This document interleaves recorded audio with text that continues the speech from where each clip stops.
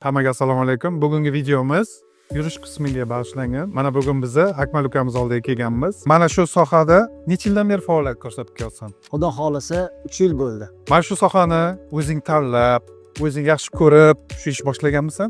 Yoshlikdan qiziqish bo'lgan. Shu yurish qismiga, hadoyiga Ish jarayonida bir qanaqandir bir muammolar bormi, Akmal?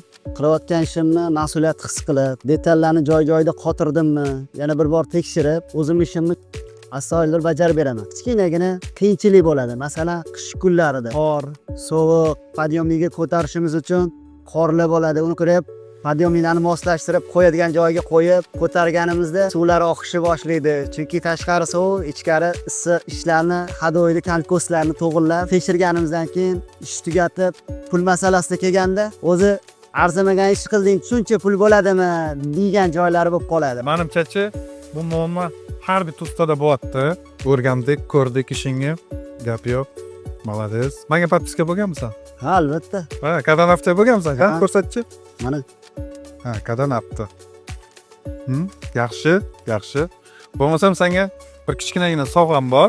Qadan hafta shu kanali nomidan senga Akmal ishingga omad, yana ham nima deydi? Katta narsalarga erishgan. Sog' bo'l, Akmal. boricha rahmat aka. Davlat.